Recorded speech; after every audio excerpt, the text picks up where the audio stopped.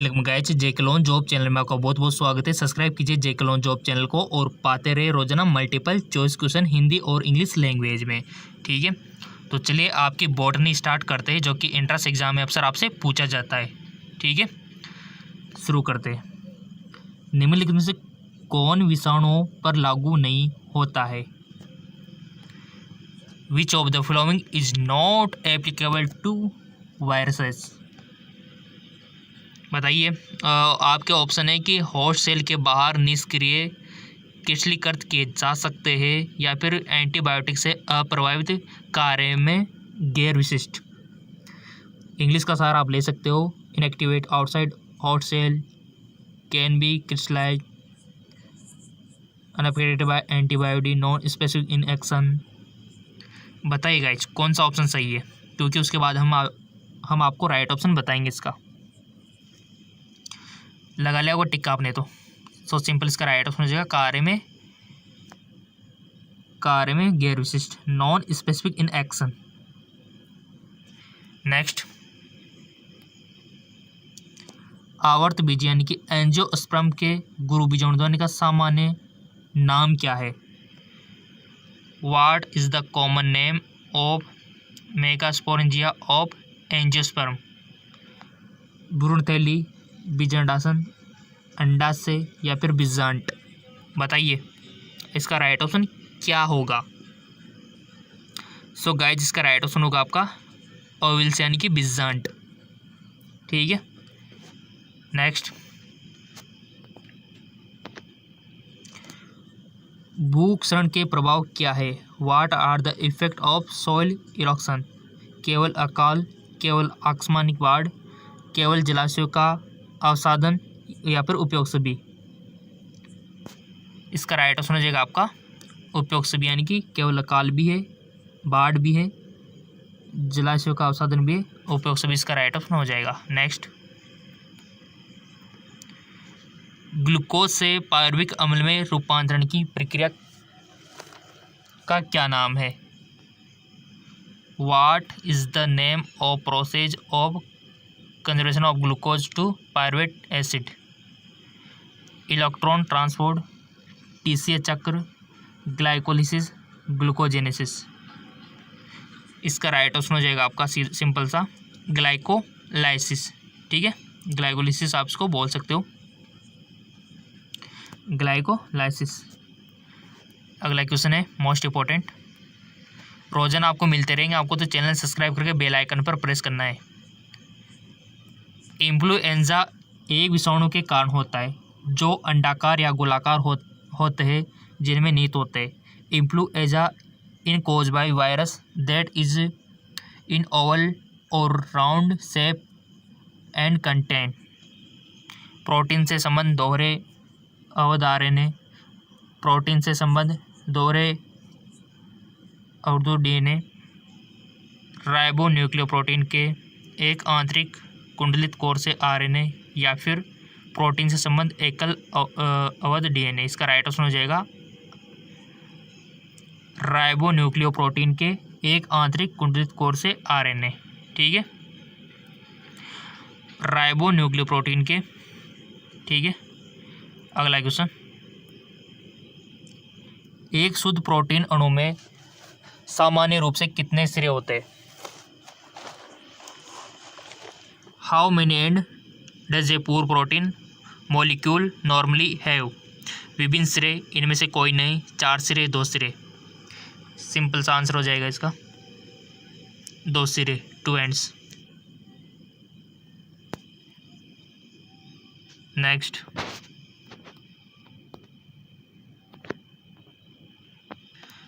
उस वैज्ञानिक का नाम बताइए जिनमें जगत के 5 वर्गीकरण 5 किंगडम क्लासिफिकेशन का प्रस्ताव किया गया था।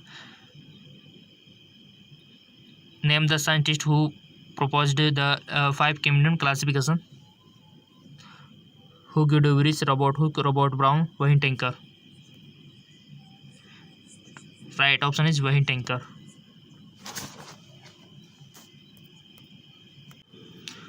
Wayne Tinker इसका राइट ऑप्शन हो जाएगा। नेक्स्ट, सारे क्वेश्चन इंपॉर्टेंट है और ऐसे क्वेश्चन आपको मिलते रहेंगे। आपको तो चैनल सब्सक्राइब करके बेल आइकन पर प्रेस करना है। इसी प्रकार के मल्टीपल चॉइस क्वेश्चन रोजाना आपको मिलते रहेंगे।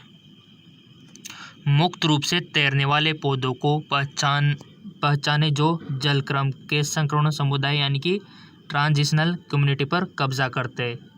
Identify the free floating plants which occupy the transitional community by hydrosere Marsilea, Nymphaea, Typha, Lemna. पहले तो आप लगाओ टिक, ताकि आपको टिक लगाना आ जाए, नहीं तो आप इंट्रेंस एग्ज़ाम में गलती करके आओगे, क्योंकि यहाँ पर प्रैक्टिस नहीं होगी ना आपकी टिक लगाने की। किसी पर भी लगा दो गाइज आप, तो इस पे 4 ऑप्शन है, किसी पर भी, ताकि आपको अपनी गलती का एहसास हो जाए। यहाँ यही गलती अगर आप वहाँ करोगे ना इंट्रेंस एग्ज़ाम में, तो वहाँ पर तो आपका रिजल्ट में 100 होगी, बट यहाँ अगर वीडियो में करोगे तो आप सीखोगे कुछ ना कुछ। ठीक है, लगा दिया होगा आपने। लेमना इसका राइट ऑप्शन होगा। अब ईमानदार से बताना किसका सही था किसका गलत था। ठीक है, कोई दिक्कत नहीं, 2 से 3 बार वीडियो को देख लेना, अगर गलत है तो ये पनिशमेंट आपको दी जाती है। अगर सही निकला तो बहुत बहुत धन्यवाद। अगला क्वेश्चन, पारिस्थितिकी तंत्र में ट्रांसम्यूटेशन कहाँ होता है? Where does eutrophication take place in the ecosystem? Desert यानी कि मरुस्थल में, ड्राईलैंड शुष्क भूमि, वाटर बॉडी जल निकाय, ग्रासलैंड यानी कि घास स्थल में कहाँ पर होती है पारिस्थितिक तंत्र में सुपोषण? सो सिंपल, जल निकाय में, वाटर बॉडी में। ठीक है, नेक्स्ट क्वेश्चन तो सारे इंपॉर्टेंट है गाइस आपके लिए। वर्तिकाग्र और परागकण के बीच रासायनिक स्वाद को पहचानने में मदद करता है, कौन करता है? The chemical dialogue between stigma and the pollen grain help to recognize antipodal, pollen tube, sperm nucleus, right pollen. Right option is right pollen. Okay, next,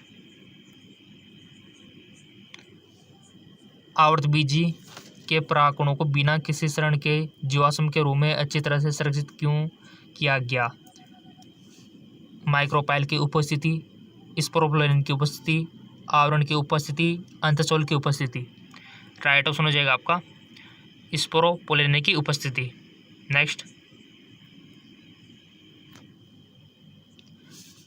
कौन सा उत्तक पेरिडर्मा का निर्माण करता है? Which tissue produce periderm? Cork cambium, vascular cambium, या फिर आपका सेकेंडरी कॉर्टेक्स, या फिर procambium? Right option is cork cambium. Next,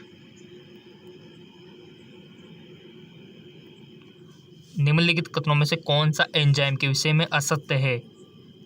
which of the following statement is incorrect about the enzyme? यानी कि ये क्वेश्चन आपकी नॉलेज चेक करना चाहता है कि आपको एंजाइम के बारे में कितनी नॉलेज है।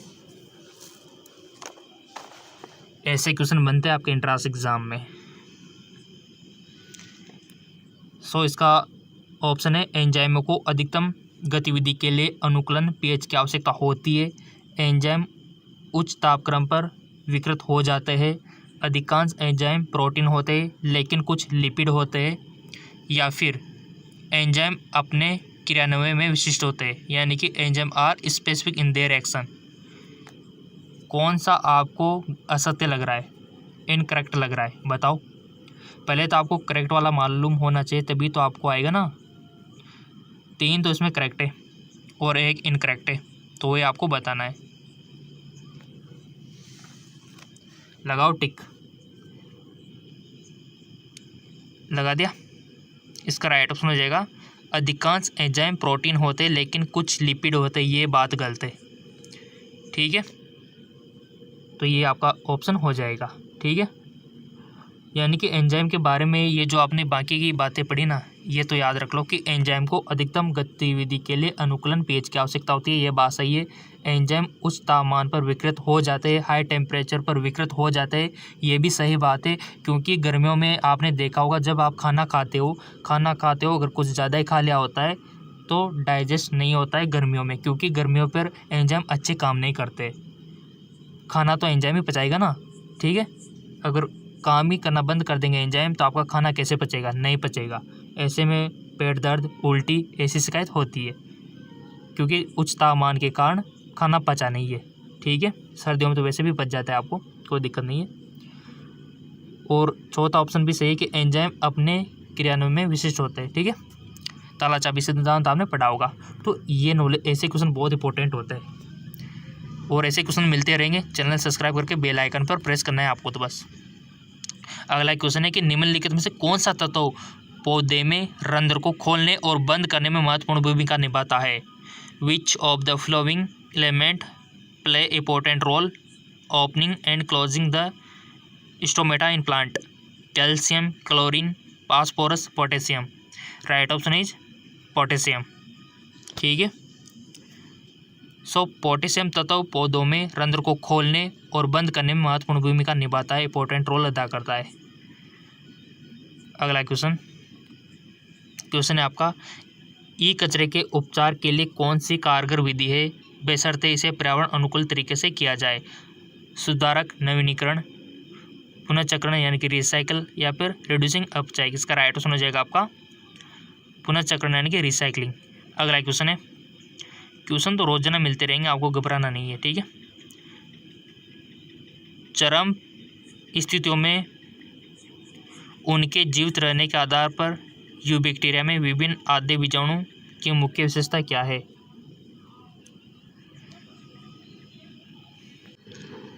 सो गाइज, अभी तो आपके लिए पीडीएफ लिंक भी देना है फिजिक्स के नोट्सों का। ठीक है, ये तो 15 तक तो हमने कर लिए एमसीक्यूज तो हमारे हो गए आज के। ठीक है, अब रही बात नोट्स की, तो नोट्स इंग्लिश और हिंदी में दोनों के लिए आपको देने हैं। तो चलिए कैसे नोट्स हैं हम आपको दिखा देते हैं। सो गाइज, ये है फिजिक्स के नोट्स इंग्लिश मीडियम वालों के लिए और हिंदी मीडियम वालों के लिए भी है। ठीक है, बहुत ही अच्छे हैं, देख सकते हो आप। सब कुछ इसमें लॉ ऑफ कंजर्वेशन सब कुछ दिया हुआ है, यानी कि आपका लेसन फर्स्ट और सेकंड और थर्ड तीनों के लिंक आपको, यानी कि एक लिंक है उसको ओपन करोगे ना, हम सब आपको बताएंगे सारा क्राइटेरिया भी, ये देख पा रहे होंगे ना आप। ठीक है, तो ये सब हिंदी मीडियम, ये इंग्लिश मीडियम वालों के लिए। ठीक है, सब कुछ मिलेगा इंग्लिश मीडियम में आपको। ये देखिए, इसका लिंक नीचे डिस्क्रिप्शन में दिया हुआ है, बट उसको कैसे किस प्रकार से मैनेज करना है उसको हम आपको सिखाएंगे। अब हिंदी का भी हम आपको दिखा देते हैं। ये है हिंदी का पीडीएफ। ठीक है, फिजिक्स चैप्टर फर्स्ट, सेकंड और थर्ड तीनों के लिए।